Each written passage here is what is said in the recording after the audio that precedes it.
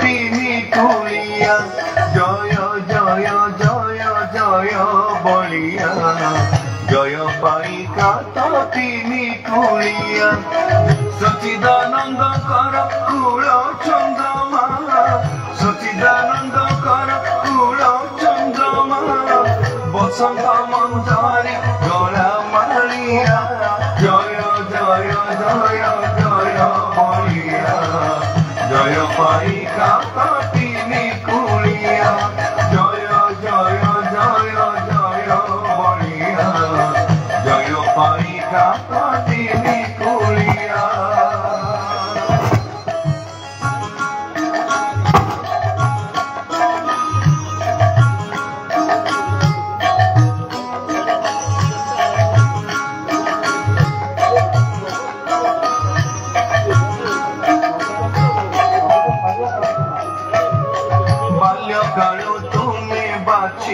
पीठ हेल तुम्हें मुड़िया चाट बाल्यकाल तुम्हें बाछिल पीठ हेल तुम्हें मुड़िया चाट ज्ञान वैराग्य स्वत हेला प्रात ज्ञान वैराग्य स्वत हेला प्रात साधक बोली जानिला दुनिया जय जय जय जय बलिया जय पाई कात তিনি কুলিয়া जय जय जय जय बलिया जय पाई कात তিনি কুলিয়া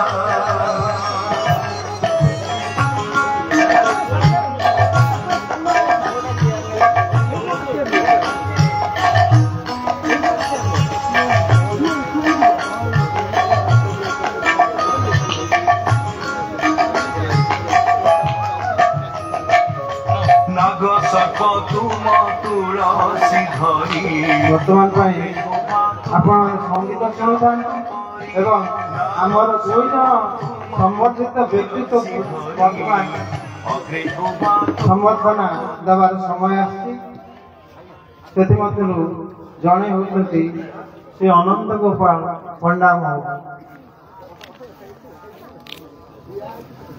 अनंत गोपाल पंडा महोदय जड़े नियमित स्तंभकार लेखक कवि एवं वैकुंठनाथ स्मृति संसद से प्रतिष्ठाता आम अंचल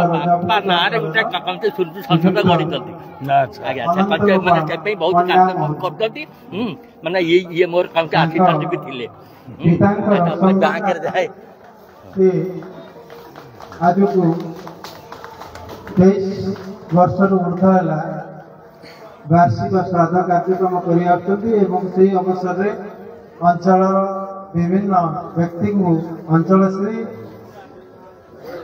सम्मान सम्मानित कर शिक्षक श्री सम्मान सम्मानित कर साहित्य सम्मान सम्मानित करने संगे संगे योग्य छात्र छात्री पुरस्कृत करते परवर्ती संबर्धित व्यक्ति होती श्रीजुक्त चिन्मय कुमार सतपथी श्रीजुक्त चिन्मय कुमार सतपथी प्रवाचक अवंतीनाथ सतपथी सुपुत्र से पिता स्मृति रक्षा ग्राम प्रति वर्ष यही कार्यक्रम करते योग्य प्रतिभावान विद्यार्थी मान पुरस्कृत संबर्धित करते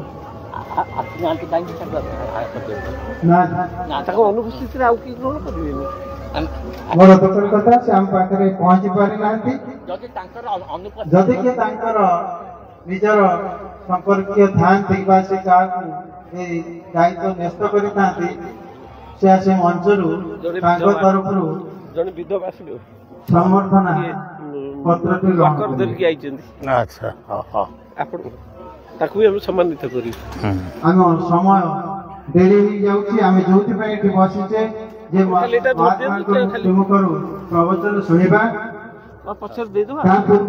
शेष कार्यक्रम जे पूज्या एवं वरेण्या विधवा माँ मान को संबर्धित करिवार वर्तमान समय उपगत एवं यही क्रम प्राय 20 जन माँ को संबर्धना एवं सम्मान पत्र प्रदान कर प्रथम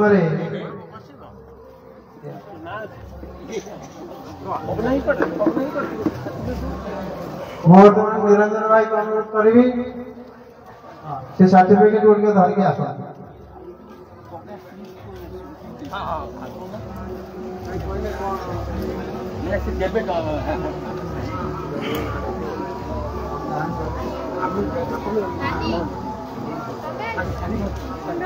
वर्तमान जो मां को समर्थना दिया जाऊँगी से होचनी कांचन वाला मल मंदरा जयपुर कांचन वाला मल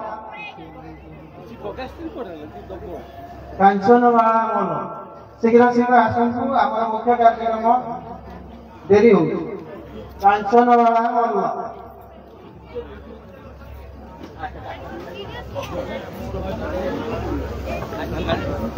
कांचन वाला मल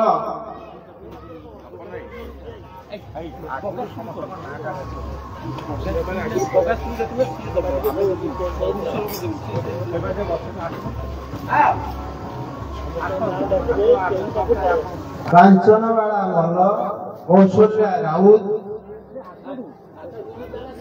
उर्मिला विश्वाल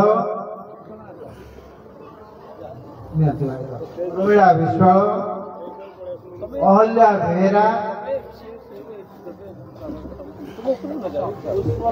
पुष्पलता सेठी ज्योत्स्ना श्रीवास्तव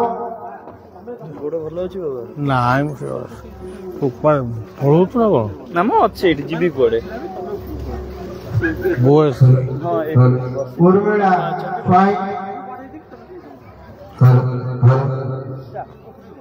माताजी दास कविता साहू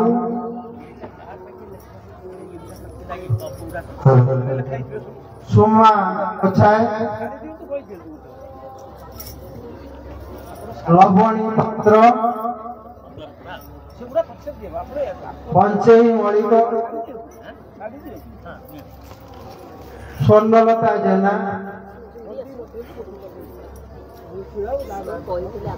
लक्ष्मीप्रिया साहू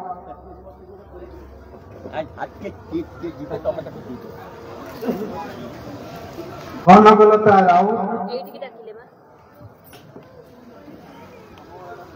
बसी दे माता दे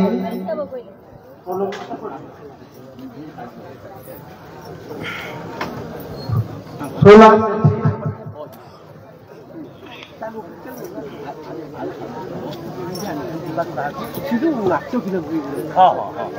चारुलता सेठी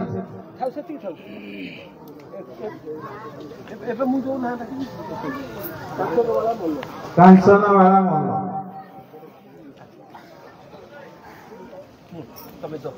समस्त चंद्रादेवी बासिंदा मार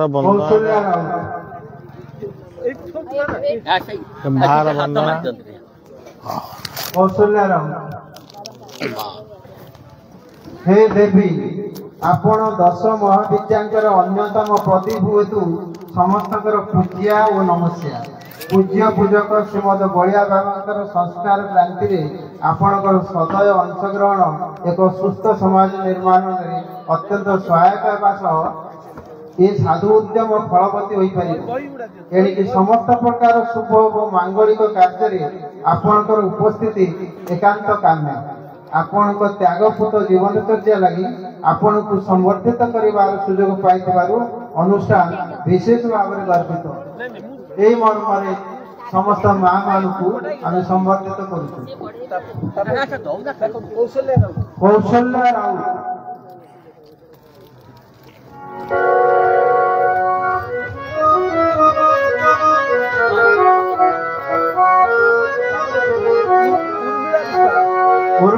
स्वर बोलू हे माँ अहल्या बेला हे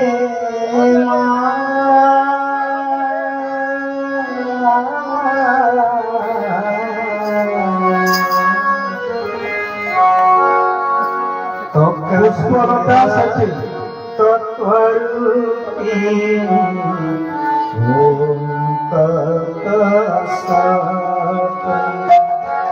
तो कार तत्वरूपी ओम तत्सत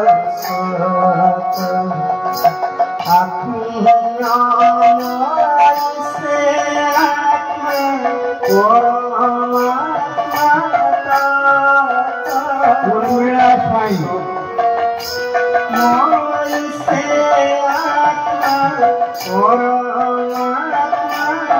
माताजी दास तो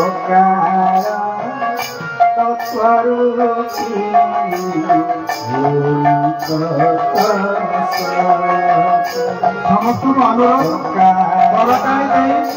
अनुरोध उत्साहित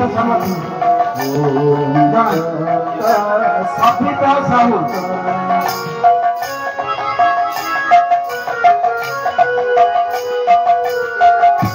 क्षमा गोठाए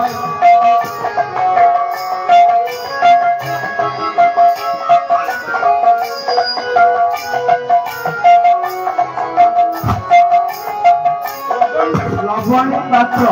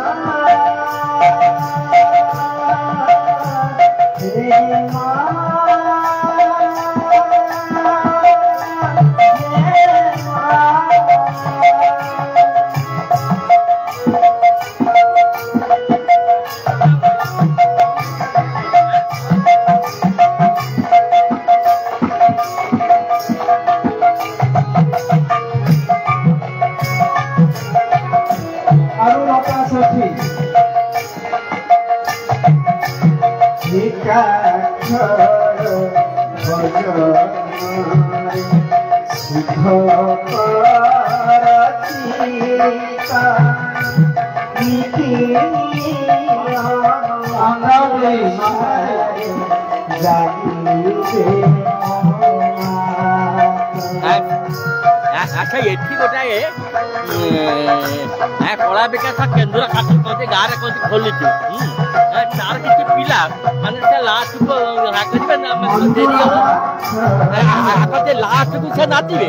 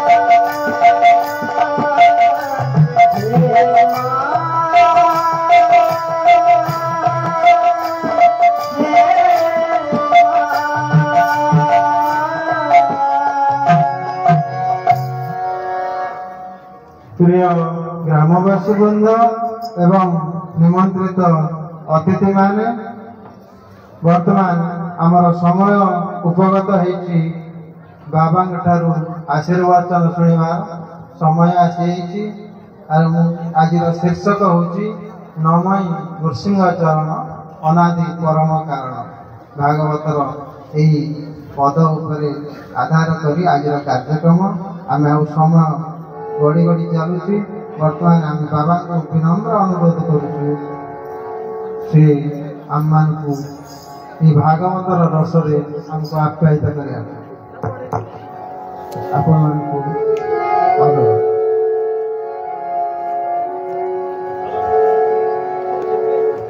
ओम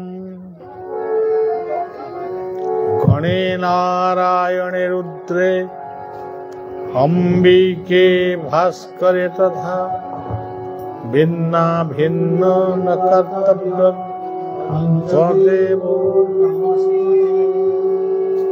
ओम नृसिंहाय नमः, गुरुदेवाय नमः, नीलाचल निवासाय नित्याय परमा बलभद्र सुभद्राभ्यां जगन्नाथाय ते ओम नमः सत्यनारायणाय नमः।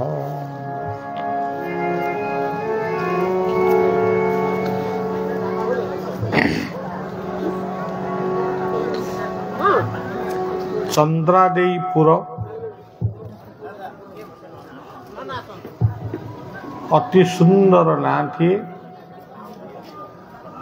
चंद्र होचंती औषधर प्रतीक। मन शांत करने को हेले चंद्रमा को वंदापना करा जाए। चंद्रमा मनसो जात चक्षु सूर्य जात।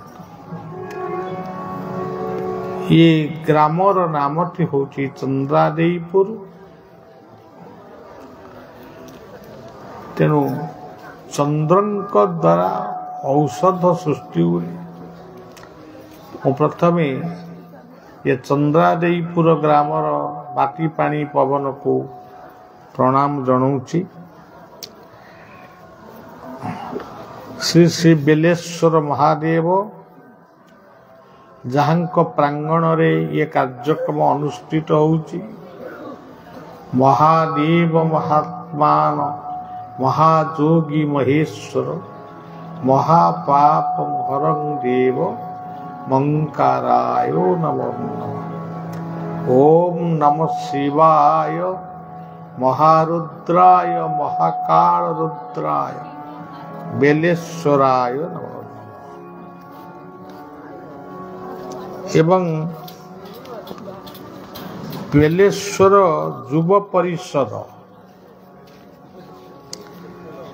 जो मानकर उद्यम रे ये क्षेत्र में शांति श्रृंखलार सहित ये भव्य कार्यक्रम अनुष्ठित होउची। से युवक मानू बलिया शुभेच्छा जनाऊँची एवं सेमानंकु गोटे निवेदन करुच्ची बेलेश्वरंक प्रांगण रे सत्य और शपथ ग्रहण करी से माने जीवन को निशा और मादकरू से माने निवृत्त रुहंतु, सुस्थ जीवन यापन करंतु। यही भलिया महान कार्यक्रम को से माने सहयोग करंतु। एठी गोटे धनु उत्सव देखा ही बोधे रामंक उद्देश्य रे धनु उत्सव एठी पालित ही पारि थाए। ध कहिले धर्म, नु कहिले नुम। धर्म कौन एवं नुम कौन ये गोटे तत्व। ध कहिले धर्म। धर्म काहाकू कहा जाए? जिए धारण करती एवं जिए पालन करती। धारण करती किए? गर्भरे माँ। पालन करती किए? बापा। ये हूँ गोटे अर्थ। ध कहले पिता ओ माता। तापर जदि आमे आउ टिके आगो को जीवा, सूर्य, चंद्र, पवन, समुद्र आउ माटी, ये पांचटी बिना पृथ्वी रे कौनसी धर्म मत पंथ रही पारिबो नाही। हिंदू मुसलमान ख्रिस्टियान बौद्ध जैन सिख कौनसी धर्म रही पारिबो नाही। सूर्य चंद्र पृथ्वी पवन समुद्र आउ माटी मा धरित्री यहा बिना कौनसी जीवन धारणर शक्ति नाही। तेणु ये हूँ प्रकृत धर्म।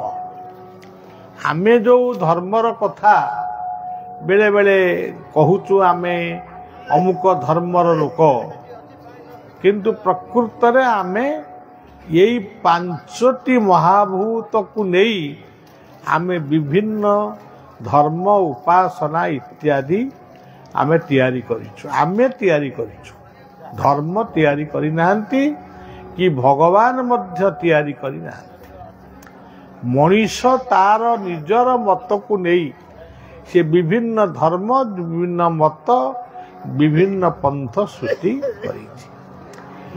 नु कहिले नुम अर्थात नमस्कार। आमे समस्त को नमस्कार करुचु, अनेक नमस्कार अश्रद्धारे करुचु। आमर इच्छा नहीं कि नमस्कार ते करुचु, किंतु राति पाहिले प्रथमे हृदय स्थित भगवान को स्मरण करी नमस्कार टिए करिवो। धरित्री मातार कोଳରେ ଯେତେବେଳେ पाद दब धरित्री मां को नमस्कार टिए करिवो। जेतेବେଳେ गाधेइबो स्नान शौचादि कर्म करिवो, जलर व्यवहार करिवो, तांको गंगा बोली स्मरण करी व्यवहार करिवो। स्मरण माने से नमस्कार। तापरे स्नान सैला परे सूर्य को बा चंद्र को नमस्कार निश्चित भाव में करिवो। एतिक नमस्कार परे आउ सब स्मरण पिता माता जो माता माने पुओ झियो को छाड़ी देई से अन्यत्र पलांती से मां को मु मां बोली कही पारेनी। जो बापा माने पुओ झियो जन्म करी निजे निशाशक्त होई रास्ता रे गड़ंती सेमान को मध्य मु पितृ सम्मान दे पारेना। किंतु जो मां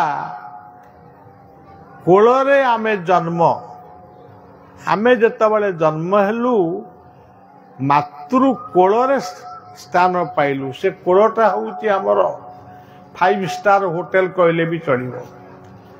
मातृ कोळ अटे संतानर गृह। आउ जो बापा आम जन्म हवा मात्र के आमर दायित्व बहन करती से होउचंती पूज्य। जने वयस्क व्यक्ति कहिबे मोर बाप मां मरी जाइचंती 40 वर्ष हला गलेनी, किंतु प्रकृत रे माँ बापा मरंती नाही। माँ कहिले माटी, बा कहिले पवन बा आम निश्वास, पा कहिले पानी, पानी कहिले नद नदी समुद्र सबु किछि। तेणु बाप माँ आमर मरिबा पर्यंत बाप माँ आम पई जीवित। तेणु आपण माने माँ को बेले बेले बोऊ डाकती। बोऊ माने ब कहिले ब्रह्म, ओ कहिले ओंकार, उ कहिले शक्ति। आपण माने जानिचंती बा अनुभव करिचंती पिलाटी जेतेबेले कथा कहवा आरंभ करे से प्रथमे मामू माई अजा आई एमती कहेनी से प्रथम शब्द तार हुए मामा बाबा आकु सृष्टि करिचंती स्वयं विश्वकर्ता आदिर पिला माने से कथा को सब भूली जाउछन प्रथम सेविका किए पितामाता वृद्ध वृद्धा हेले आमे तांको सेवा करिया पई घृणा करूचु किंतु आम मलमूत्र को प्रथमे सफा करथिले आम माँ किंबा बापा आम पई व्रत उपासना सबु किछि करथिले आमर बापा माँ आमको रोग हेले चिकित्सालय को नौथिले किए से बाप माँ चिकित्सा करुथिले किए डॉक्टर माने से माने मध्य आमर गुरु आमे आज पाठ पढ़ी भल मनीष हेचु किंबा भल मनीष हेनु पाठ पढ़ीचु कि भल मनीष हेनु जदि पाठ पढ़ी मनीष मद पीब गजे खाइब से चरस खाइब बाबू सुगार खाइब याकू हाणे ताकू मारे सी कौन से शिक्षार मूल्य कौन तेणु आमे जदि आज भल मनीष हेचु भल पाठुआ हेचु से जहाँ भी हो से पियन टीए हो क्लर्क टीए हो आईएएस हंतु ओएएस हंतु मंत्री हंतु जी भी हो ताकू किए करिचंती से होचंती शिक्षक शिक्षयित्री भावे सेमाने मध्य समाजर गोटे गोटे गुरु यही भली भावरे संतानर कोल एवं जननीर कोल बापार शासन शिक्षक मानकर शिक्षा डॉक्टर मानकर चिकित्सा एवं आउ गोटे गुरु शक्ति होचंती आम सीमांतरे जो माने आमको जगिचंती सैन्य माने बरफ भितरे प्रवेश करी से माने आमे देखिचु शुणिनु देखिचु से माने जो भली भावरे आम देशर शत्रु को जगिचंती बा आम निकटरे जो पुलिस स्टेशन रही प्रशासक माने रही माने होचंती प्रकृत रे गुरु ये माने चिता नाई नहांती कि माली पिंदी नहांती जदि यही वर्तमान आमर किसी गंडगोल किसी हुए ताले वर्तमान कौन हबो ना पुलिस स्टेशन को खबर जीव तेणु सज्जन आमे ये सब कथा गुड़ाक मन भीतर को आणुना ये सबू कथा परे शेष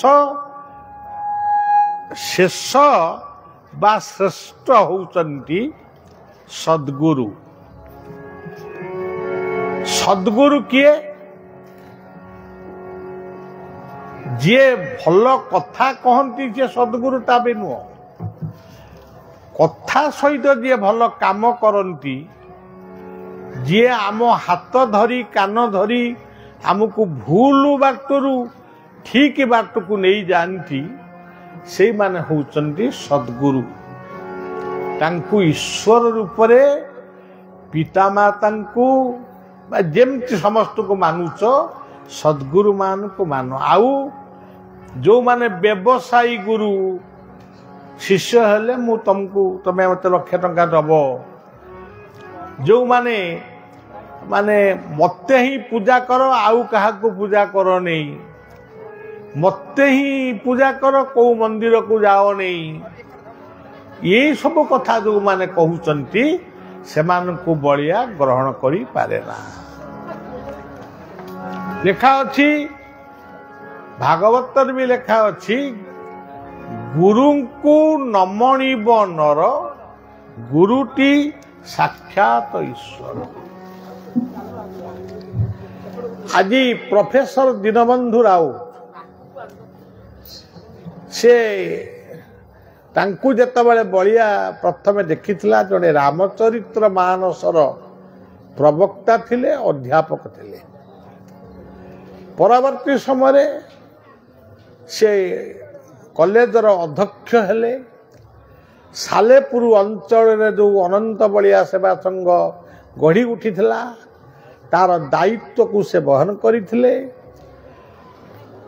ସେ ଜଣେ ଏକାଧାରରେ ଶିକ୍ଷାବିତ୍। ରାମଚରିତ୍ର ମାନସ ସେ କହନ୍ତି, ଅନ୍ୟମାନେ ବି କହନ୍ତି, କିନ୍ତୁ ତାଙ୍କ ରାମଚରିତ୍ର ମାନସ ବକ୍ତୃତାରେ ସୋସିଆଲ ସାମାଜିକ ଚଳନୀର କଥାଟା ଥାଏ। ମୁଁ ନିଜେ ଶୁଣିଛି।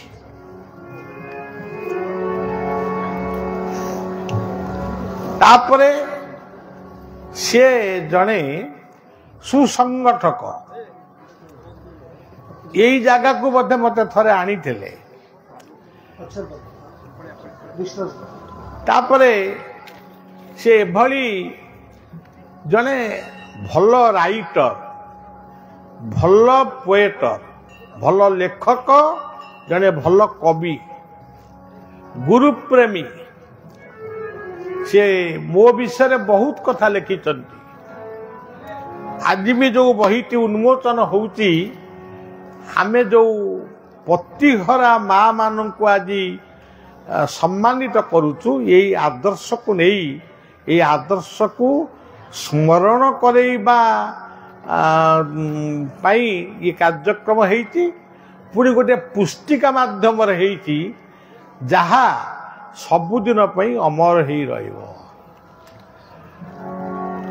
ବିପତ୍ନିକ ବାପା କି ବିପତ୍ନିକ ମା, ଏମାନଙ୍କର କ'ଣ ବାପା ଚାଲିଗଲେ ମା ଅଲକ୍ଷଣୀ ହେଇଯାଏ, ମା ଚାଲିଗଲେ ବାପା ଅଲକ୍ଷଣା ହେଇଯାଏ।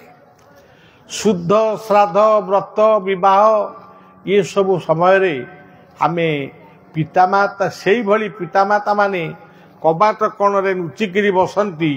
ତାର କାରଣ ହେଉଛି ଆମ ମୁହଁ ଚାହିଁକିରି ପିତାମାତା, ପୁଅ ଝିଅ ବୋହୂ ମାନେ ଯିବେନି। ଏମାନେ ଲକ୍ଷ୍ମୀ ପୂଜା କରିବେ ନାହିଁ, ଏମାନେ କୌଣସି ମାଙ୍ଗଳିକ କାର୍ଯ୍ୟରେ ହୁଳୁହୁଳି ପକେଇବେ ନାହିଁ, କାହାକୁ ବନ୍ଦାପନା କରିବେ ନାହିଁ। ଏସବୁ କଥା ହେଉଛି ସମ୍ପୂର୍ଣ୍ଣ ଭାବରେ ଭୁଲ। ଇଏ ହେଉଛି ଅପରାଧ। ମା ସବୁବେଳେ ମା, ବାପା ସବୁବେଳେ ବାପା। କିନ୍ତୁ ଆମେ ଯଦି ବଞ୍ଚିଛୁ, ଆମର ଏଇ ଜୀବନ ସମ୍ପତ୍ତିର ଅଧିକାରୀ କିଏ? ପିତାମାତା। ତେଣୁ ଆମେ ଯଦି ବଞ୍ଚିଛୁ, ଆମ ବାପା ମା କେମିତି ମରିଯାଉଛନ୍ତି? ଆମେ ଯୋଉଦିନ ମରିବୁ ସେଦିନ କୁହାଯାଇପାରେ ହଁ ବାପା ମା ଚାଲିଗଲେ। କିନ୍ତୁ ଏ ଅନ୍ଧବିଶ୍ୱାସ ଠାରୁ ଆଜିର ଶିକ୍ଷିତ ସମାଜ ଦୂରେଇ ଯିବା ଉଚିତ। ବର୍ତ୍ତମାନ ଶୀତ ସନ୍ଧ୍ୟା, ମୁଁ ଆଉ ବିଶେଷ କିଛି କହୁନି, କିନ୍ତୁ ଏଇସବୁ କଥା ଟିକେ ନ କହିଲେ ମୋତେ ଭଲ ଲାଗେନା। ତେଣୁ ବଳିଆ ଯେତେବେଳେ ବଳିଆକୁ ଡାକିଛନ୍ତି, ମୋର ନିତ୍ୟ ନୈମିତ୍ୟ କଥାକୁ ମୁଁ ପ୍ରଥମେ ହିଁ କହିବି। ଆପଣମାନେ ଶିବ ମନ୍ଦିର କରୁଛନ୍ତି, କରନ୍ତୁ। ଯଦି ପୁରୁଣା ଶିବ ମନ୍ଦିର ଅଛି ତାକୁ ଗଢ଼ନ୍ତୁ, ନୂଆ ଶିବ ମନ୍ଦିର ଦରକାର ନାହିଁ। ଆଜି ଆମେ ଆସିଲା ବେଳେ ଆଶ୍ରମରୁ ଗାଡ଼ିରେ ବସିଲା ବେଳେ ଗୋଟେ ଅଢ଼େଇକଣା ବୋଲି ଗୋଟେ ଗାଁ ଅଛି, ସେମାନେ ଗାଁର ଅଧିବାସୀମାନେ ଆଇଥିଲେ, ଗଣେଶ ମନ୍ଦିର ପ୍ରତିଷ୍ଠା ହେବ, ଆପଣ ଟିକେ ଯିବେ। ମୁଁ କହିଲି ସେ ମନ୍ଦିର ରାଜନୀତିରେ ବଳିଆ ନାହିଁ। ଆଜି ଜୀବନ ମନ୍ଦିର ଭାଙ୍ଗି ଯାଉଛି। ହଁ, ଗଣେଶ କ'ଣ ସେ ବିଷୟରେ ଯଦି ଆପଣ କେତେବେଳେ ଜାଣିବେ ମୋତେ ଅନ୍ୟ ସମୟରେ ଡାକନ୍ତୁ। ମନ୍ଦିର ପ୍ରତିଷ୍ଠା ବ୍ରାହ୍ମଣ ବୈଷ୍ଣବ ଦ୍ୱାରା କରନ୍ତୁ। ଆଜିକାଲି ପଇସା 10,000 15,000 ଦେଲେ ଭଲ ପ୍ରବକ୍ତା ମଧ୍ୟ ମିଳିବେ, ସେ ଆପଣଙ୍କୁ ବହୁତ କଥା ଗପିବେ। ତେଣୁ ଏଠି ଯେଉଁ ଆମେ ବେଲେଶ୍ୱର ଶିବଙ୍କୁ ଯଦି ସନ୍ତୁଷ୍ଟ କରିବାକୁ ଚାହୁଁଛୁ ଏଠି ବେଲ ଗଛ ସୃଷ୍ଟି ହଉ। ବେଲ ପତ୍ର ଯଦି ଚଢ଼େଇବୁ ତାହେଲେ 5ଟି 7ଟି ଚଢ଼େଇଲେ ବି ଭଲ। ବେଶୀ ଚଢ଼େଇଲେ ବେଶୀ ଫଳ ମିଳିବ ସେ କଥା ନୁହେଁ। ଯେଉଁ ବେଲପତ୍ର ବା ତୁଳସୀ କି ଚଢ଼େଇବୁ ତାକୁ ନିଜ ଘରକୁ ନେଇ ଆସି ତାକୁ ଖାଇବୁ, ସେ ଗୋଟିଏ ଔଷଧ। ତେଣୁ ଏଇଭଳି ଭାବରେ ଯଦି 5ଟି ଗଛ ଲଗେଇକିରି ଆମେ ବଞ୍ଚେଇବୁ, ଗୋଟିଏ ଅଳିଆ ଗଦାକୁ ସଫା କରି ଯଦି ଆମେ ପରିଷ୍କାର ପରିଚ୍ଛନ୍ନ କରିବୁ, ସେଇ ଗୋଟାକ ହବ ଶିବଙ୍କର ଅଭିଷେକ। ବଳିଆ ଖାଲି କଥାରେ କହେନି। ଆପଣ ଦେଖିବେ ଆମର ଓଡ଼ିଶା ବେଙ୍ଗଲର ସୀମାନ୍ତରେ ଗୋଟିଏ ମହାଦେବ ଅଛନ୍ତି, ଚନ୍ଦନେଶ୍ୱର ମହାଦେବ। ଆମେ ପ୍ରତ୍ୟେକ ବର୍ଷ ଗୋଟିଏ ଦିନ ଅବିଭକ୍ତ ବାଲେଶ୍ୱରର ଭକ୍ତମାନେ ଏକତ୍ରିତ ହେଇ ଚନ୍ଦନେଶ୍ୱର ମନ୍ଦିରକୁ ସଫା କରନ୍ତି। ଆଖଣ୍ଡଳମଣିଙ୍କ ପାଖକୁ ଯାଇ ଗୋଟିଏ ପୁଷ୍କରିଣୀକି ଆମେ ସଫା କରୁ। ଆମ ପାଇଁ ସେଇ ହେଉଛି ପ୍ରକୃତ ଅଭିଷେକ। ବିଷ୍ଣୁଙ୍କ ମନ୍ଦିରରେ ତୁଳସୀ ଚଢ଼େଇବେ, ତାକୁ ନେଇ ଆସିବେ ଘରେ ଖାଇବେ। ତୁଳସୀ ଗଛ ଲଗେଇବେ ଆଉ ବଞ୍ଚେଇବେ। ତୁଳସୀଙ୍କର ପୂଜା କିଛି ନାହିଁ, ଖାଲି ପାଣି ଦେଇଦେଲେ ତୁଳସୀ ଗଛ ବଞ୍ଚିଲା। ଖରା ଦିନେ କାଳେ ତୁଳସୀ ଗଛ ମରିଯିବ, ସେଥିପାଇଁ ପଣା ସଂକ୍ରାନ୍ତି ଠାରୁ ଗୋଟିଏ ମାସ ପର୍ଯ୍ୟନ୍ତ ତାଙ୍କୁ ପାଣି ଦିଆଯାଏ। ସବୁର ଗୋଟିଏ ତତ୍ତ୍ୱ ଅଛି। ଓଡ଼ିଶା ଗୋଟିଏ ଏଭଳି ଦେଶ, ଓଡ଼ିଶାକୁ ଦେଶ ବୋଲି କୁହାଯାଇଛି। ବର୍ଷାନାଂ ଭାରତବର୍ଷ ଦେଶାନାଂ ଉତ୍କଳ ସ୍ମୃତ। ଉତ୍କଳର ଗୋଟିଏ ଏମିତି ଦେଶ, ଯେଉଁ ଦେଶ ବା ରାଜ୍ୟରେ ଏମିତି ଗୋଟିଏ ଘର ନାହିଁ ଯେଉଁ ଘରେ ଗୋଟିଏ ବୃନ୍ଦାବତୀ ବା ତୁଳସୀ ନାହାନ୍ତି। ଆଉ ଯେଉଁ ଘରେ ନାହାନ୍ତି ସେ ସେଇ ହିନ୍ଦୁ ହେଇଥିବେ, ସନାତନୀ ହେଇଥିବେ, କିନ୍ତୁ ତାଙ୍କୁ ବିପରୀତ କଥା ବୁଝେଇ ଦିଆଯାଇଛି, ଇଏ ସବୁ ପୂଜା କିଛି ନୁହେଁ, ତୁଳସୀ ଗଛକୁ ପୂଜା କର ନା, ଏଗୁଡ଼ା ଉପାଡ଼ି ଦିଅ। ମାଣବସା ପାଇଲି, ଏ ମାର୍ଗଶିର ମାସର ଲକ୍ଷ୍ମୀ ପୂଜାକୁ ଲେଖିଛନ୍ତି ବଳରାମ ଦାସ। ଇଏ ଲକ୍ଷ୍ମୀ ପୂଜା କିଛି ନୁହେଁ, ମାଣ ପାଇଲି ଉଠେଇ ଦିଅ। ଇଏ ଶ୍ରାଦ୍ଧ ଶୁଦ୍ଧ ବି କିଛି ନୁହେଁ। ଆପଣମାନେ ଦୟାକରି ସେସବୁ କଥାକୁ ଶୁଣିବେ ନାହିଁ, କିମ୍ବା ତାଙ୍କୁ କଥା କହିବା ପାଇଁ ମଧ୍ୟ ପ୍ରଶ୍ରୟ ଦେବେ ନାହିଁ। ଅନେକ ସାଧୁ ସନ୍ଥ ମାନେ ପାଦରେ ତୁଳସୀ ଚଢ଼ାନ୍ତି, ସେଭଳି ବ୍ୟକ୍ତି ପାଖକୁ ଯିବେ ବି ନାହିଁ। ତେଣୁ ସଜ୍ଜନ, ଯେଉଁ ପଦଟି ମୋତେ କହିଲେ କହିବା ପାଇଁ ବା ଆପଣ ରଖିଛନ୍ତି, ସେଇ କଥା ଟିକେ କହିଦେଇ ଇଏ ଶୀତ ସନ୍ଧ୍ୟାରୁ ମୁଁ ବିଦାୟ ନେବି। ମୁଁ ସମ୍ପୂର୍ଣ୍ଣ କ୍ଳାନ୍ତ, କ୍ଷମା ମାଗୁଛି। ଯେତେବେଳେ ଅନ୍ୟମାନଙ୍କୁ ଅଭ୍ୟର୍ଥନା ଦିଆଯାଉଥିଲା, ମୁଁ ଠିଆ ହେଇକିରି ଅଭ୍ୟର୍ଥନା ଦେବା କଥା, ଏଇଟା ନିୟମ, ଏଇଟା ଶିଷ୍ଟାଚାର।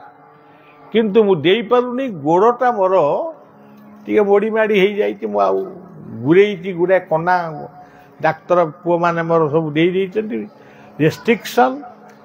ପ୍ରୋଗ୍ରାମ ସବୁ ବାତିଲ କରିଦିଅନ୍ତୁ, ବାବାଙ୍କୁ ବିଶ୍ରାମ ଦିଅନ୍ତୁ। ମୁଁ କହିଲି ନା, ବିଶ୍ରାମ କ'ଣ ଦେବା, ଯିବା ଦୀନବନ୍ଧୁଙ୍କ କାମ, ନିଶ୍ଚୟ ଯିବା। ଆଉ ମୋତେ ଚେୟାରରେ ବସେଇକିରି ଆଣି ଗାଡ଼ିରେ ବସେଇଲେ, ପୁଣି ମୁଁ ଗାଡ଼ିରେ ବସିକିରି ଆଇଲି, ପୁଣି ଚେୟାରରେ ବସିକିରି ଶୋଇବାକୁ ଯିବି।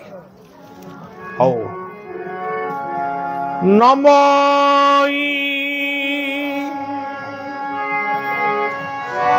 ନୃସିଂହ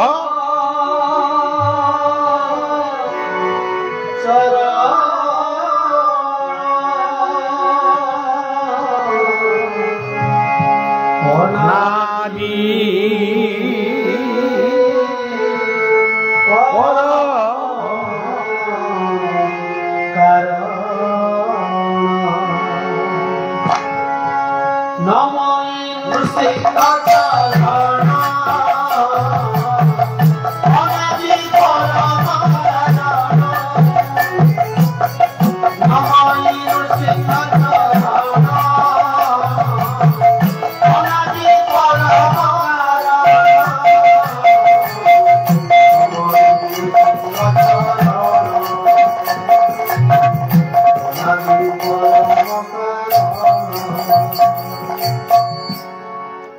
सी पदटी को कहीं लिखिले तार गोटे इतिहास अच्छी ताकू कहीकि भी मु आउ समय नवाकू चाहूनी संक्षिप्त कहूँ प्रथम अक्षरटी हूँ न नटी कौन ये जो मूर्धन्य ये सब गोटे अलग कथा नटी कौन जगन्नाथ दास अति बड़ी जगन्नाथ दास बा भगवान व्यासदेव ये कौ सब्जेक्ट रे डॉक्टरेट करि नथिले किंतु गोटे गोटे पद लिखि जाइचंती ता एपर्यंत सरू नहीं तार व्याख्या से व्याख्याटी जेतले मो भली गोटे सेवक पाखे पहुंची मु तार व्याख्या मध्य करिछि मते जहा आसे मु करिछि नटी कौन न कहिले नवधा भक्ति आपको शुणिला बेलू लोक व्यस्त हो पड़े नवधा भक्ति आम 9 प्रकार भक्ति करूँ केतबेले भगवत कृपा लाभ करूँ केतबेले प्रकृत से भली किछि नुहे भात बढ़ा है चारि पाखा तक डाली तरकारी भजा थुआ है आम जदि भावु आकु केतबेले खाइबू ताकु केतबेले खाइबू एमती भाबू भाबू भात थंडा हो भात सांगे डाली गोली खाईदेलु तरकारी लगे से 10 मिनिट भितर खाइबा सरीज सेमती बलिया जितेबाला आसूला आपण अनुष्ठान को कीर्तनर निनाद शुभुला पिला माने कीर्तनर निनाद रे ताले ताले सेमाने तांकु जेमिति नाची आसे से नाचुले ये जो कीर्तन कीर्तन को ओल्टे देले नर्तकी आजिर शोभा यात्रा रे नर्तकीर भाव रे मोर झियो माने पुओ माने नाचुले तेणु ये होउची गोटिए भक्ति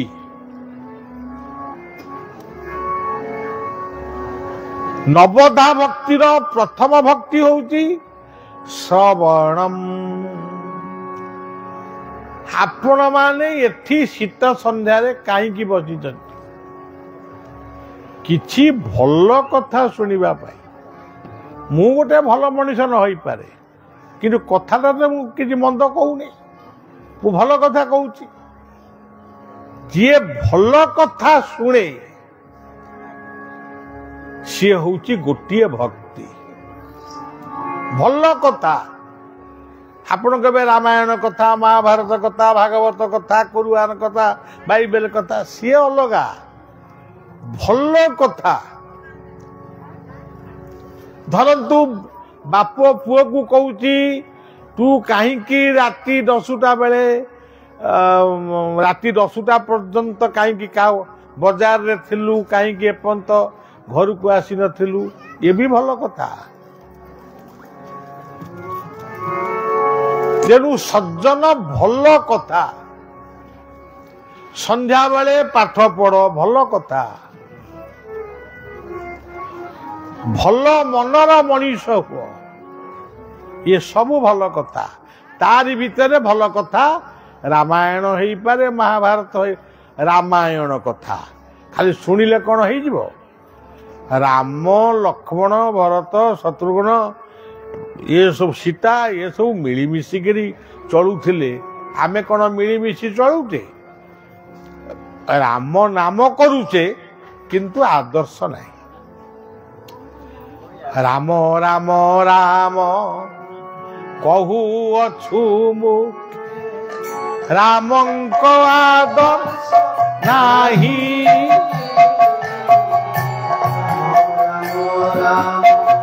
कहू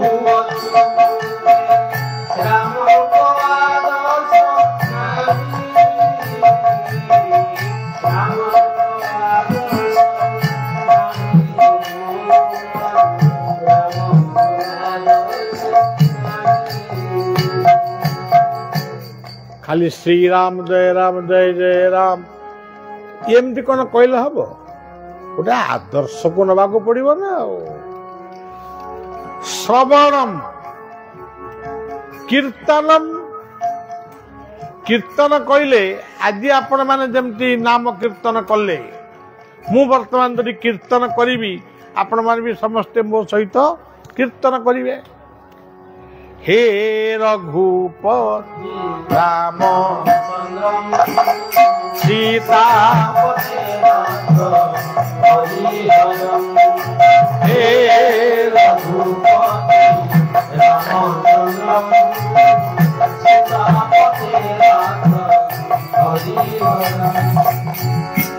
ये गोटे कीर्तन है। किंतु आउ गोटे कीर्तन होउची आपण माने आज एठी जो ऐतिहासिक कार्यक्रम करिसंती, पतिहरा मां को पूजन करिसंती एवं विशिष्ट नागरिक माननकु समर्थना देइचंती। आपण को जे पचारिबो आपण सेटिके जाइतले कोन शिखिले कोन सुनिले, यही महत्व कथार जो माने प्रचार करती। आमे जाइथिलु चंद्रदेईपुर, सेठी बलिया आसीथिला, पतिहरा मां को पूजन करागला एवं केतक कवि साहित्यिक मान को संवर्धित करागला एवं किछि पुस्तक उन्मोचन होला। भल कथार प्रचार करिबा ये होउची गोटे सुंदर कीर्तन। से कीर्तनटा आज आमर हजि जाउची। मंद कथाटा जदि कोठी होउची सेटा वर्तमान बहु माने दिने दी दिन भीतर से 600 किलोमीटर पड़े जाउची।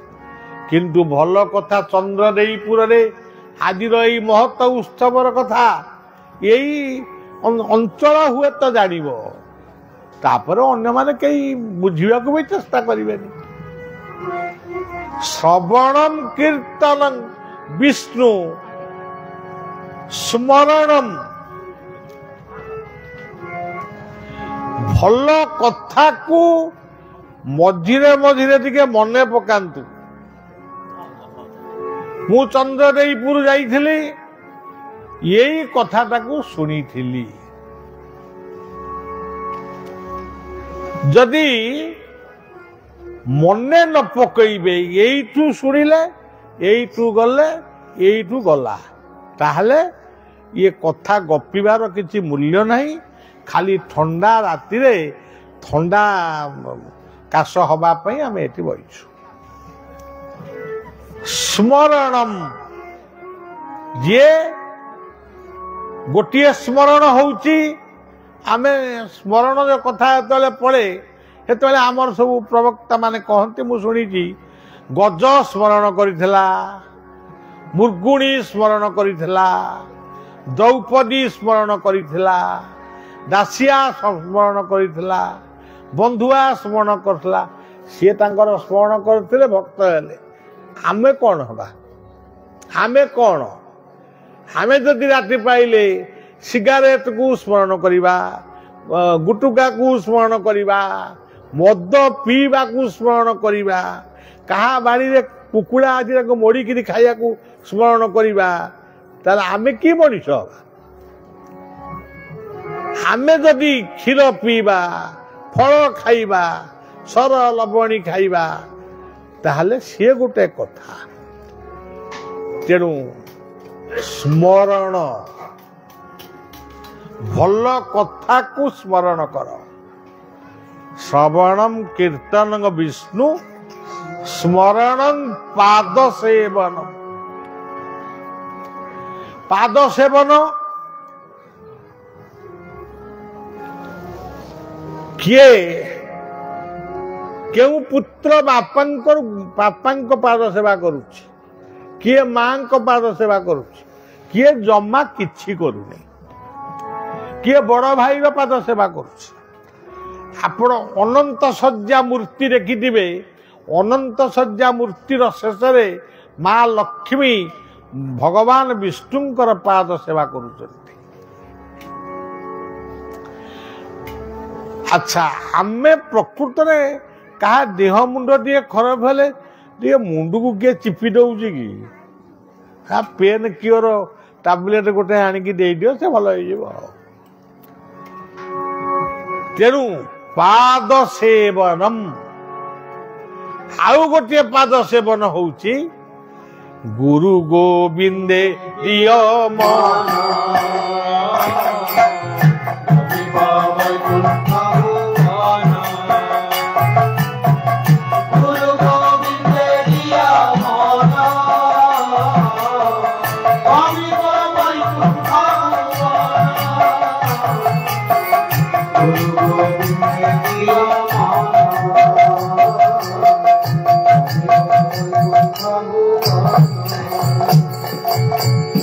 ପାଦ ସେବନମ୍, ଗୋଟେ ସମୟ ନିର୍ଦ୍ଧାର୍ଯ୍ୟ କର।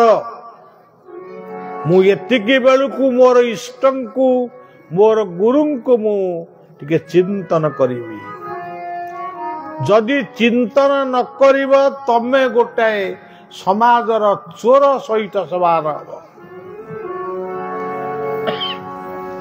ଗୀତାରେ କହିଲେ ଇଷ୍ଟାନ୍ ଭୋଗାନ୍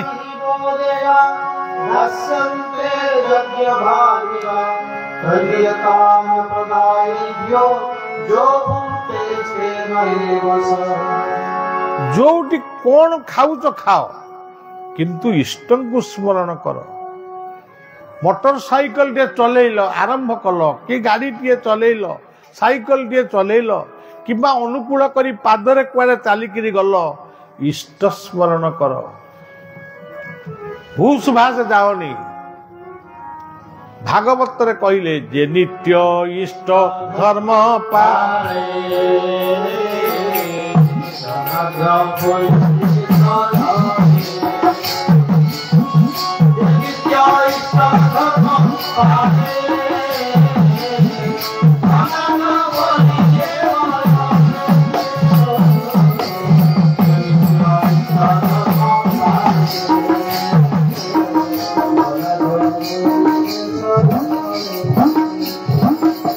ତେଣୁ ଇଷ୍ଟଙ୍କୁ ସ୍ମରଣ କର। ଇଏ ହଉଛି ପାଦ ସେବନ।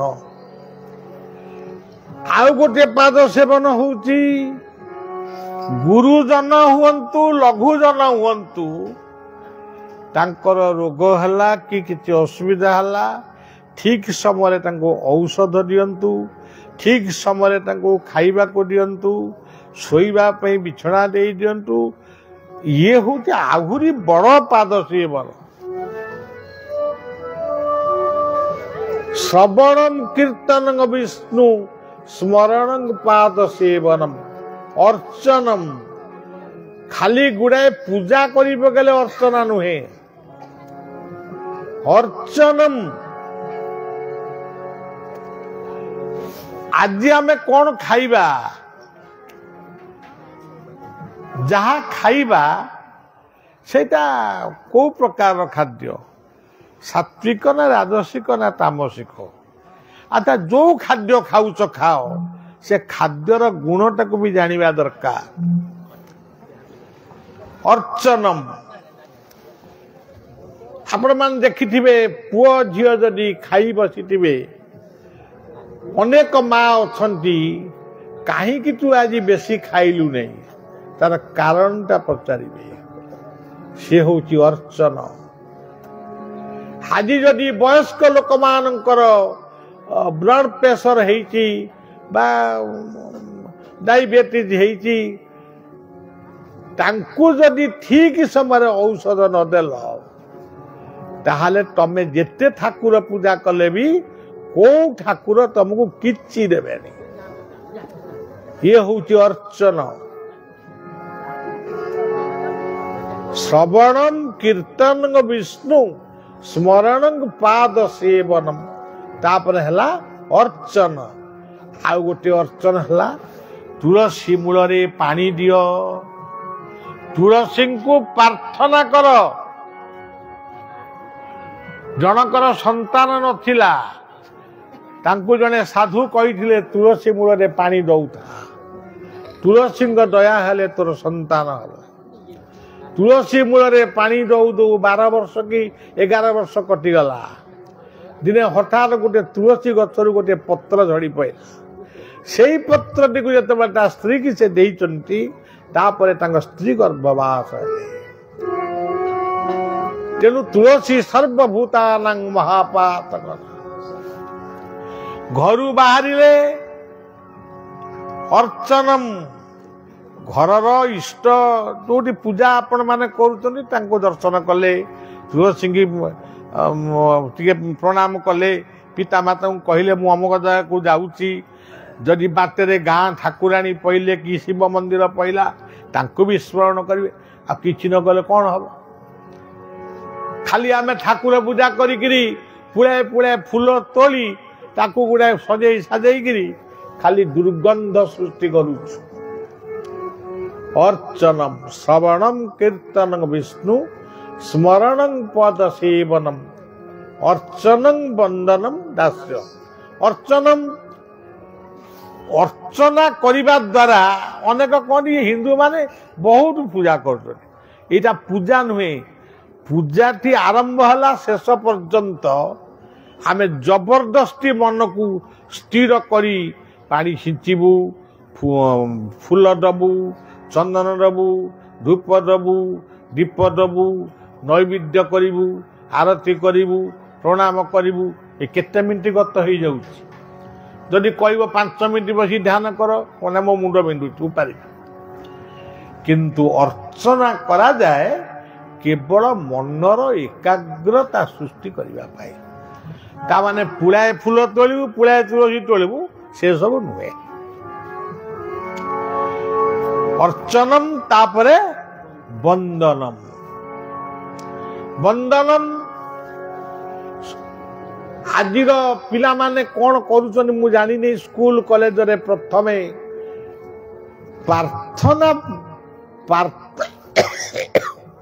ପ୍ରାର୍ଥନା ହଉଛି ପ୍ରଥମ ବନ୍ଦନା। ଜାତୀୟ ସଙ୍ଗୀତ ପାଠ କର, ସେ ହଉଛି ଗୋଟିଏ ବନ୍ଦନା। ଜ ଅକ୍ଷରେ ଜଗନ୍ନାଥ, ଜ ଅକ୍ଷରେ ଜନଗଣ ମନ ଅଧିନାୟକ ଜୟ ହେ। ସବୁ ତ ପଢୁଛ, ଜାତୀୟ ସଙ୍ଗୀତକୁ ମନ ଭିତରେ ସ୍ମରଣ କରୁଛ। ଶିଶୁ ଅନନ୍ତ ଆଶ୍ରମରେ ଜାତୀୟ ସଙ୍ଗୀତରୁ ପ୍ରାର୍ଥନା ଆରମ୍ଭ ହୁଏ। ତେଣୁ ଜାତୀୟ ସଙ୍ଗୀତ ପାଠ କର, ଦେଶାତ୍ମବୋଧକ ସଙ୍ଗୀତ ପଢ, ଦେଶଭକ୍ତ ହୁଅ, କର୍ମବାଦୀ ହୁଅ, ଭାଗ୍ୟବାଦୀ ଭାଗ୍ୟ ଗ୍ରହ କହି ସମୟ ନଷ୍ଟ କର ନା। କର୍ମ ମୋହର ମୂଳ ବୀଜ,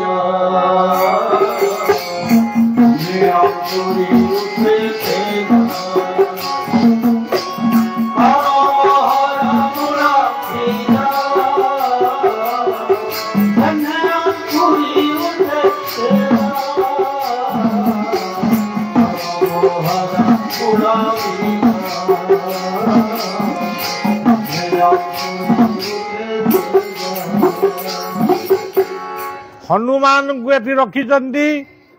ହନୁମାନ କ'ଣ ପାଇଁ ଆଜି ବଡ଼ ଭକ୍ତ? କର୍ମ ପାଇଁ। ରାମ ଆଜି ମର୍ଯ୍ୟାଦା ପୁରୁଷୋତ୍ତମ କ'ଣ ପାଇଁ? କ'ଣ ନାମ କୀର୍ତ୍ତନ କରି ମୃଦଙ୍ଗ କିଣି ବଜାଇ? କର୍ମ ହିଁ ତାଙ୍କୁ ରାମ ସଜେଇଛି। ଜ୍ଞାନ ଓ କର୍ମକୁ ନେଇକିରି ଭଗବାନ କୃଷ୍ଣ ଅବତାରୀ ପୁରୁଷ ଭାବରେ ଗଣିତ ହେଇଛନ୍ତି। ତେଣୁ ଆମେ କର୍ମବାଦୀ ହବା, କର୍ମ କରିବା। କର୍ମ ମୋହର ମୂଳ ବୀଜ। ହଉ ସଜ୍ଜନ, ଇଏ ଗଲା ସବୁ କଥା। ତାପରେ ଆସିଲା କ'ଣ? ବନ୍ଦନାଟିଏ ଗାଅ, ଦେଶାତ୍ମବୋଧକ ସଙ୍ଗୀତ ଗାଅ। ଆଉ ଗୁରୁଜନ ମାନେ ଆଗରେ ଚାଲିଥିବେ, ତମେ ଡିଜି ନା କଣ ଲଗେଇଥିବ, ଅଶ୍ଳୀଳ ସଙ୍ଗୀତ ପଢିକି ନାଚୁଥିବ। ଏହା କେଉଁ ଶିଷ୍ଟାଚାରର କଥା? ତୁମେ ଧରିତ୍ରୀ ମାକୁ ଜବରଦସ୍ତି କନ୍ଦଉଛ। କାହିଁକି କନ୍ଦଉଛ? ନା ଆମକୁ ଶୀଘ୍ର ବିପଦ ଆଣ, ଆମକୁ କରୋନା ଭଳିଆ ବିପଦ ଆମ ପାଖକୁ ଆସୁ।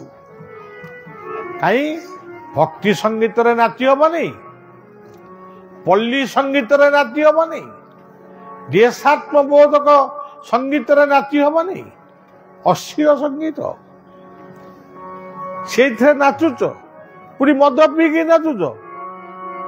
ତେଣୁ ସଜ୍ଜନ, ତାପରେ ଆସିଲା ଦାସ୍ୟ। ଆମେ ସମସ୍ତେ ଦେଶର ଦାସ,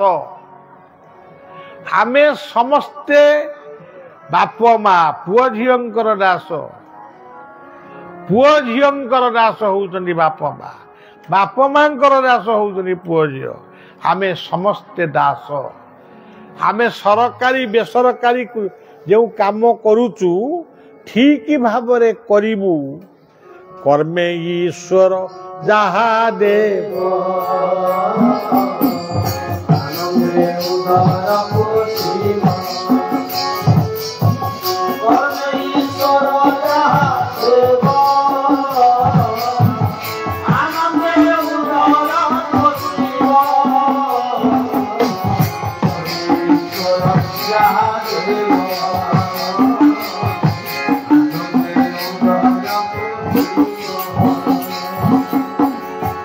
ଆଜି ଆପଣ ମାନେ ସମସ୍ତେ ଜାଣୁଛନ୍ତି କୋଟି କୋଟି ଟଙ୍କା ଜଣ ଜଣଙ୍କ ଘରୁ ବାହାରୁଛି। 400 କୋଟି, 250 କୋଟି। ଆଚ୍ଛା ସଜ୍ଜନ, ଇଏ କଣ? ଭାରତ ବର୍ଷକୁ ଆମେ ରାଜତନ୍ତ୍ରକୁ ବିଦାୟ ଦେଇ ଗଣତନ୍ତ୍ର ଆଣିଥିଲୁ। କଣ ତମେ ସବୁ ଆମ ତଣ୍ଟି ଚିପି, ଗରିବର ତଣ୍ଟି ଚିପି ତମେ ନେଇକିରି ଧନର ପାହାଡ ହବ ବୋଲି? ତେଣୁ ପୁଣି ସମୟ ଆସିବ, ପୁଣି ଲୋକ ଗଣତନ୍ତ୍ର ବିରୁଦ୍ଧରେ ବି ସଂଗ୍ରାମ କରିବେ। ମୁଁ ଆଉ ବିଶେଷ କହୁନି। ଦାସ୍ୟ ପରେ ସଖ୍ୟ। ସଖ୍ୟ ମାନେ ଏଠି ଗୋଟେ କାର୍ଯ୍ୟକ୍ରମ ଚାଲିଛି, ଯୁବକମାନେ ସହଯୋଗ କରୁଛନ୍ତି, ଗ୍ରାମର ମୁରବୀ ମାନେ, ବିଜ୍ଞ ବ୍ୟକ୍ତି ମାନେ ସହଯୋଗ କରୁଛନ୍ତି। ଏଇ ଯୋଉ ସହଯୋଗ ଗୋଟିଏ ପାରିବାରିକ ଜୀବନରେ ଶାଶୁ ବୋହୂ, ସ୍ୱାମୀ ସ୍ତ୍ରୀ ଏମାନେ ପରସ୍ପରକୁ ଯୋଉ ସହଯୋଗ କରି ଗୋଟେ କାମକୁ ତୁଲେଇ ନେଉଛନ୍ତି, ସେଇ ହଉଛି ସଖ୍ୟ। ଆମେ ଅଫିସରେ କାର୍ଯ୍ୟ କରୁ, ବ୍ୟବସାୟ କରୁ, କିମ୍ବା ଘର କାମ କରୁ, କିମ୍ବା ଚାଷ କାମ କରୁ, ଯାହା କଲେ ବି ଗୋଟେ ସହଯୋଗ ଦରକାର। ଜଣେ ଡକ୍ଟର ଅପରେସନ କରୁଛନ୍ତି, ତାଙ୍କ ପାଖରେ 5 ଜଣ 6 ଜଣ ତାଙ୍କୁ ସହଯୋଗ କରିବା ପାଇଁ ଅଛନ୍ତି। ଦାସ୍ୟ ସଖ୍ୟ। ତାପରେ ଆସିଲା ଆତ୍ମନିବେଦନ। ଆତ୍ମନିବେଦନ କଣ? ଟିକେ ଦୟାକରି ମନ ଭିତରେ ଚିନ୍ତନ କରିବେ, ଜୀବନରେ ମୁଁ ଆସିଥିଲି କେତେ ବର୍ଷ ଭୋଗ କଲି? 5, 7 ବର୍ଷ, 10 ବର୍ଷ କଣ ଭୁଲ କରୁଛି ମୁଁ ଜାଣିନି। ଯେତେବେଳେ ମୋର ହେତୁ ପାଇଲା, ଆଜି ପର୍ଯ୍ୟନ୍ତ ମୁଁ ଜୀବନରେ ଭୁଲ କରିଛି କେତେ, ଠିକ କରିଛି କେତେ? କଣ ଆମର କରିବାର ଥିଲା, ଆମେ କରୁ କରୁ କଣ କଲୁ? ସେଇ ଗୋଟା କହୁଛି ଆତ୍ମନିବେଦନ। ଏବଂ ସେଇ ଅଦୃଶ୍ୟ ସତ୍ତା ପ୍ରଭୁଙ୍କ ପାଖରେ, ଗୁରୁଙ୍କ ପାଖରେ ତାକୁ କହିବୁ। ମୁହଁରେ ନ କହିଲେ ମନରେ କହିବୁ। ସେଇ ଗୋଟା ହେଲା ଆତ୍ମନିବେଦନ।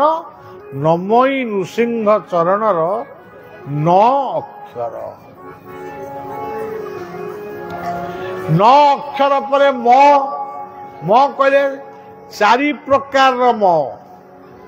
ସୁମନ, କୁମନ, ବିମନ, ଅମନ।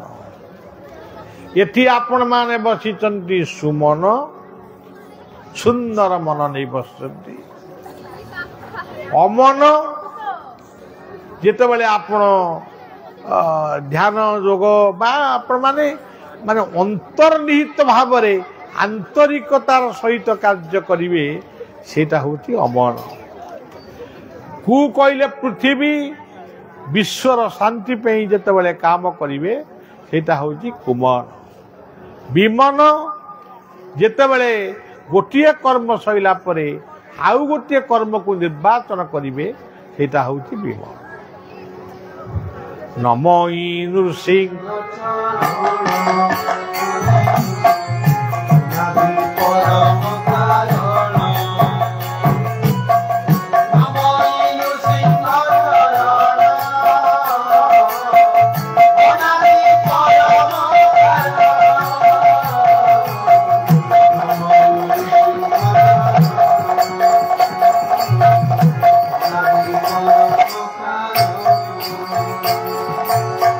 ମୁଁ ନୃସିଂହଙ୍କ ଉପାଖ୍ୟାନ କହୁନାହିଁ।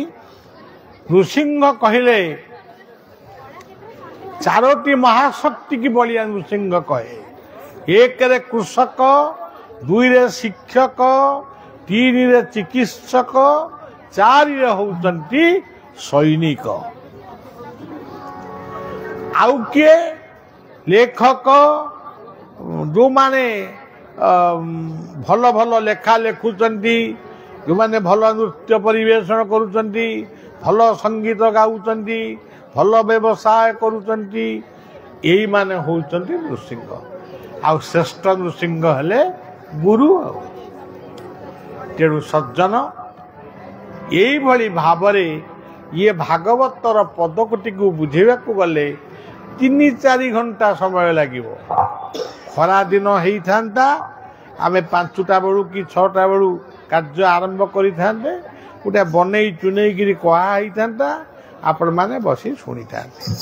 ଆରେ ଶୀତ, ମୋ ମୁଣ୍ଡରେ ଚାନ୍ଦୁଆ, ଆପଣମାନେ ବସିଛନ୍ତି ଫାଙ୍କାରେ। ବୟସ୍କ ବ୍ୟକ୍ତିମାନେ ସମସ୍ତଙ୍କ ପାଇଁ ଇଏ ଥଣ୍ଡାଟା ଦେହକୁ ଉଷ୍ମତା ଦେବ ନାହିଁ।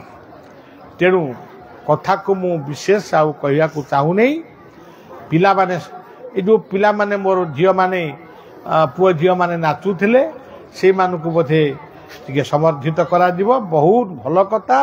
କିନ୍ତୁ ଇଏ ହେଉଛି ଗୋଟେ ଐତିହାସିକ ପଦକ୍ଷେପ। ଏଠି ପ୍ରତିହରା ମାଙ୍କୁ ସମ୍ମାନ ଦିଆଯାଇଛି, କବି ପ୍ରତିଭାମାନଙ୍କୁ ଦିଆଯାଇଛି, ପୁସ୍ତକ ଉନ୍ମୋଚନ ହେଇଛି, ନୃତ୍ୟକାରୀମାନଙ୍କୁ ସମର୍ଦ୍ଧନା ଦିଆଯାଇଛି। ଏଇଭଳି କାର୍ଯ୍ୟ ଆମ ପିଲାମାନେ ସମସ୍ତେ ଏଇଭଳି କାର୍ଯ୍ୟ କରନ୍ତୁ। ଦୀନବନ୍ଧୁ ବାବୁ ଜଣେ ଶିକ୍ଷାବିତ୍, ସେ ଶିକ୍ଷା ସଂସ୍କୃତିର କାର୍ଯ୍ୟ କରିଥିବାରୁ ତାଙ୍କୁ ବଳିଆ ଶୁଭେଚ୍ଛା ଜଣାଉଛି। ଯେଉଁମାନେ ଏଠି ବସିଛନ୍ତି, ଅନନ୍ତ ବଳିଆ ପରିବାରର ପ୍ରତ୍ୟେକ ସଦସ୍ୟାଙ୍କ ସହିତ ଯେଉଁ ଗ୍ରାମବାସୀମାନେ ବା ବିଭିନ୍ନ ସ୍ଥାନରୁ ଆଇଛନ୍ତି, ସମସ୍ତଙ୍କୁ ବଳିଆ ଶୁଭେଚ୍ଛା ଜଣାଉଛି। ସମସ୍ତେ ଭଲରେ ରୁହନ୍ତୁ। ମୋର କଥା ଏତିକିରେ ବିଶ୍ରାମ ଦେଉଛି।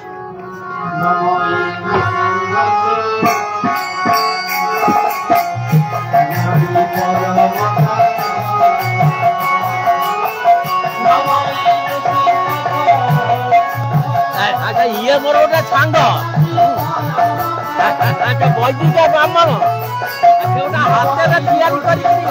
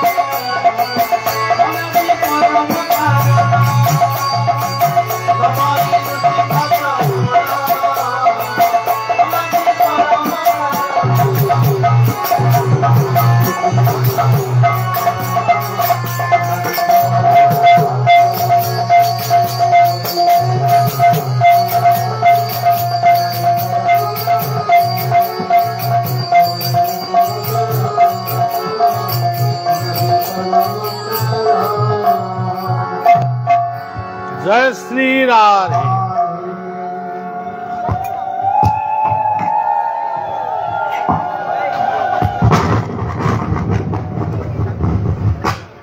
पूज्य पूजक बाबा बड़ियांकर ए आशीर्वचन दीर्घ 1 घंटा धरी चली आमको समय जना पड़ा ना एवं बाबा निकट में आम समस्ते क्षमा भिक्षु जदि किसी अभ्यर्थना त्रुटि होते से आमको क्षमा दे एवं बाबा व्यस्त अच्छा देहर असुस्थ